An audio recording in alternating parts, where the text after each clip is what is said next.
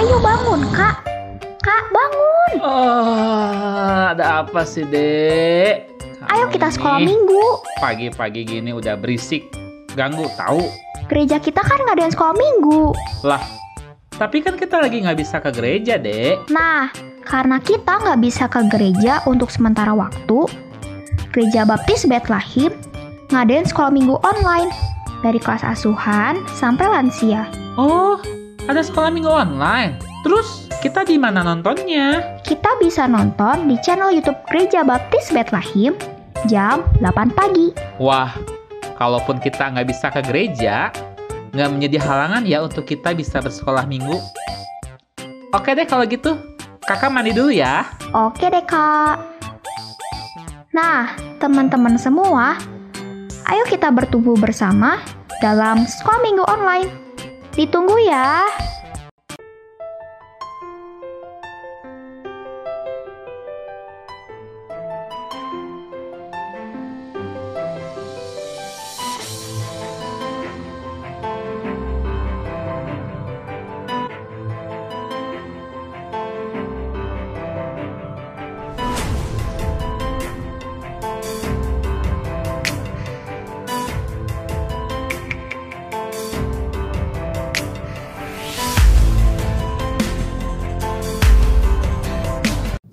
Pagi, bapak-bapak, ibu-ibu, anggota sekolah minggu kelas dewasa dan juga dewasa senior. Pagi hari ini kembali kita berjumpa di dalam pelajaran sekolah minggu, dan pelajaran pada pagi hari ini adalah pelajaran minggu ketiga, yaitu berjudul Orang Percaya Yesus Harus Dibaptiskan. Namun sebelumnya, baik kita akan berdoa terlebih dahulu. Terima kasih Tuhan atas kesempatan bagi kami untuk belajar sebagian dari firman-Mu.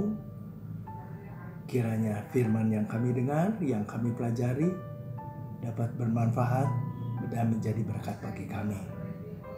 Secara khusus berkatilah semua anggota sekolah minggu dan juga hamba yang menyampaikan sebagian dari firman-Mu. Tolonglah agar dilengkapi oleh kuasa Tuhan saja. Terima kasih Bapa atas semuanya ini. Hanya di dalam nama Tuhan Yesus kami berdoa. Amin. Baiklah Bapak-bapak, Ibu-ibu sekalian. Tadi dikatakan bahwa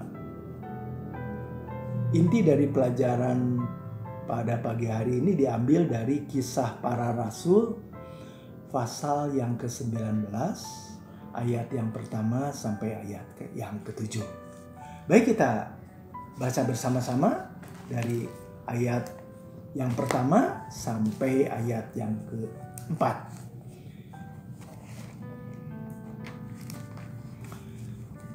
Paulus di Efesus. Ketika Apolos masih di Korintus, Paulus sudah menjelajah daerah-daerah pedalaman dan tiba di Efesus. Di situ didapatinya beberapa orang murid. Katanya kepada mereka, "Sudahkah kamu menerima Roh Kudus ketika kamu menjadi percaya?" Akan tetapi mereka menjawab dia, "Belum. Bahkan kami belum pernah mendengar bahwa ada Roh Kudus." Lalu kata Paulus kepada mereka, "Kalau begitu, dengan baptisan manakah kamu telah dibaptis?" Jawab mereka, "Dengan baptisan Yohanes." Ayat yang keempat, Paulus berkata demikian, "Baptisan Yohanes adalah pembaptisan orang yang telah bertobat." Dan ia berkata kepada orang banyak bahwa mereka harus percaya kepada Dia yang datang kemudian daripadanya, yaitu Yesus. Bapak-bapak, ibu-ibu sekalian, Paulus ingin menjelaskan tentang baptisan yang dilakukan oleh Yohanes, yang dikatakan sebagai baptisan pertobatan. Di bagian firman Tuhan yang lain di Injil Matius pasal yang ketiga, mari kita lihat agar kita dapat mendapat suatu gambaran yang mungkin lebih jelas. Matius pasal yang ketiga. Yang pertama ayatnya, pada waktu itu tampillah Yohanes membaptis di padang gurun Yudea dan memberitakan, bertobatlah sebab kerajaan sorga sudah dekat. Nah, kepada selanjutnya ayat yang kelima, maka datanglah kepadanya penduduk dari Yerusalem, dari seluruh Yudea dan seluruh daerah sekitar Yordan, lalu sambil mengaku dosanya mereka dibaptis oleh Yohanes di sungai Yordan. Itulah latar belakang yang dikatakan oleh Paulus tentang baptisan Yohanes, yaitu baptisan pertobatan. Nah, kemudian kalau kita lihat dari Kisah Para Rasul ayat yang Kisah Para Rasul 19 ayat yang 4 dan 5, kita baca bersama-sama ayat yang keempat. Baptisan Yohanes adalah pembaptisan orang yang telah bertobat, dan ia berkata kepada orang banyak bahwa mereka harus percaya kepada Dia yang datang kemudian daripadanya, yaitu Yesus. Ditekankan oleh Paulus bahwa orang-orang harus percaya. Percaya kepada siapa? Percaya kepada Yesus yang datang kemudian setelah Yohanes. Kalau kita mendengar kata percaya itu adalah universal ya. Nah, namun di dalam kata percaya itu ada banyak makna yang bisa ditelaah dari kata percaya tersebut. Nah, namun saya akan membahas 3 saja. Yang pertama, di dalam buku Murid ada seorang yang namanya Charles Blondin. Charles Blondin adalah seorang pemain akrobat. Ia mampu melintasi air terjun Niagara pada seutas tali sepanjang 335 meter dan ketinggian 49 meter di atas permukaan air. Charles Blondin mampu berjalan di atas tali sepanjang 335 meter. Bahkan manajernya dia gendong dan berjalan di atas tali itu. Orang banyak menyaksikan. Nah, setiba di ujung tali dengan selamat, para penonton bersorak-sorai memuji kehebatan Charles Blondin dan keberaniannya. Charles Blondin berkata, terima kasih. Saya ingin bertanya, percayakah saudara-saudara bahwa saya mampu mengulangi berjalan di atas tali itu bersama salah seorang dari saudara-saudara sekalian? Coba, siapa yang bersedia menjadi sukarelawan? Wah, para penonton menjadi hening. Tidak ada yang berkata-kata dan melakukan tindakan apapun. Charles Blondin berkata lagi, coba siapa yang berani? Tetapi semuanya diam saja. Nah, apa makna percaya yang mereka teriakan saat-saat Charles Blondin bertanya kepada para penonton tadi? Itu yang pertama. Selanjutnya, yang kedua, Yang kedua, kita tahu bahwa transportasi di masa kini di negeri kita sudah sedemikian maju. Ada pesawat terbang, ada kereta api, ada kapal, ada bus, dan lain sebagainya. Bila bapak-bapak, ibu-ibu ingin bepergian kemana saja, bisa memanfaatkan transportasi tersebut. Nah, seumpama bapak-bapak atau ibu-ibu ingin ke Bali, berangkat dari Bandung, dari Bandara Husein Sastranegara misalnya,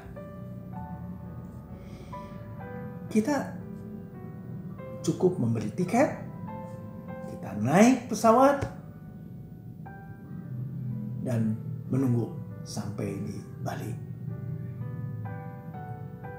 Namun, pernahkah terpikir oleh kita bahwa sungguhkah sang pilot mampu mengantar kita dari Bandung ke Bali? Pada umumnya tidak mempersoalkan itu karena percaya akan tiba dengan selamat, lalu membeli tiket. Nah, itu makna yang kedua. Yang ketiga adalah suatu kisah tentang seorang pemain akrobat juga. Seorang pemain akrobat di dalam suatu kelompok sirkus yang sederhana dan melakukan pertunjukan di sebuah perkampungan. Nah, ada seorang pemain akrobat mampu melakukan hal yang sama dengan yang dilakukan oleh Charles Blondin. Dia berjalan di seutas tali sepanjang 50 meter di ketinggian kira-kira 15 meter. Dia memegang tongkat sebagai alat keseimbangan dan dia melakukan perjalanan di atas tali itu. Dan setelah tiba di ujung, para penonton bersorak-sorai. Selanjutnya, sang akrobat ini kembali bertanya, seperti yang dilakukan oleh Charles Blondin. Dia berkata begini, coba, percaya nggak bahwa saya sanggup menggendong salah seorang dari saudara-saudara dari ujung sini ke ujung berikutnya dengan selamat?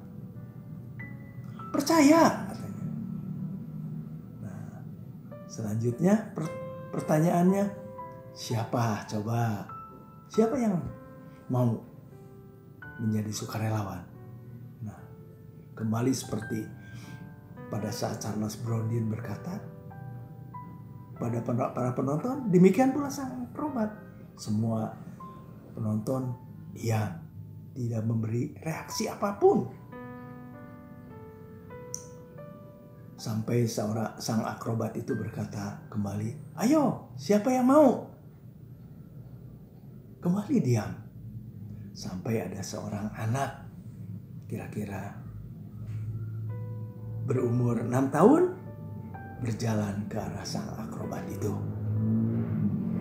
Dengan sigap, sang akrobat menaikkan anak itu ke punggungnya dan mulailah berjalan melintasi tali tersebut sampai di ujung dengan selamat.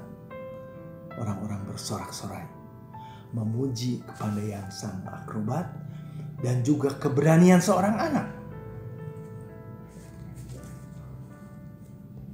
Lalu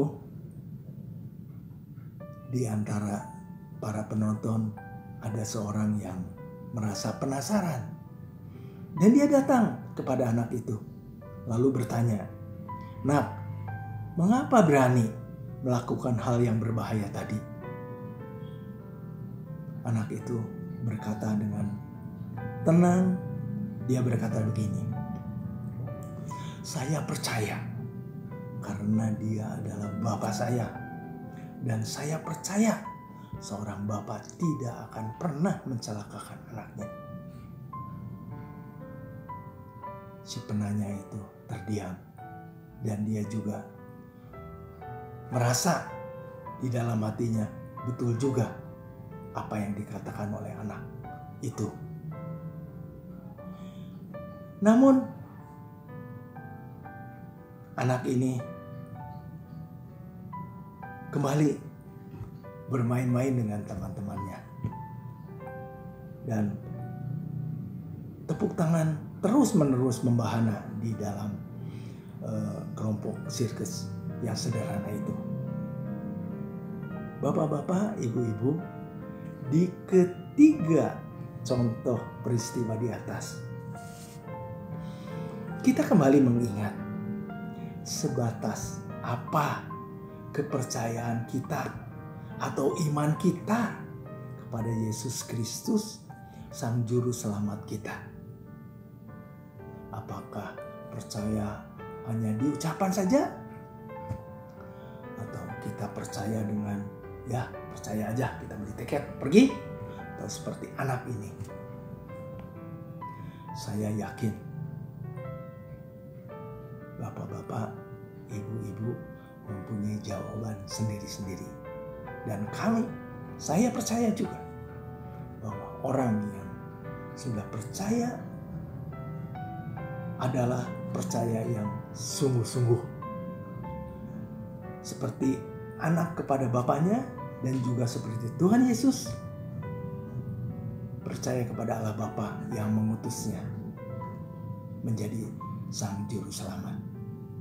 Nah, bapak-bapak, ibu-ibu tentu memahami uraian tentang percaya tadi. Kembali kita akan kebacaan kita dari Kisah Para Rasul pasal 19. Coba kita membaca dari ayat yang kelima. Ketika mereka mendengar hal itu, mereka memberi diri, mereka dibaptis dalam nama Tuhan Yesus. Dan sebelumnya saya akan bacakan sekali lagi ayat yang keempat. Baptisan Yohanes adalah pembaptisan orang yang telah bertobat, dan ia berkata kepada orang banyak bahwa mereka harus percaya kepada Dia yang datang kemudian daripadanya, yaitu Yesus. Ketika mereka mendengar hal itu, mereka memberi diri mereka dibaptis di dalam nama Tuhan Yesus. Nah, bapak-bapak, ibu-ibu sekalian, demikianlah penjelasan Paulus tentang suatu baptisan yang didahului oleh pertobatan, percaya kepada Tuhan Yesus. Kita sebagai orang baptis melakukan hal yang sama, yaitu bertobat, mau percaya, dan dibaptiskan.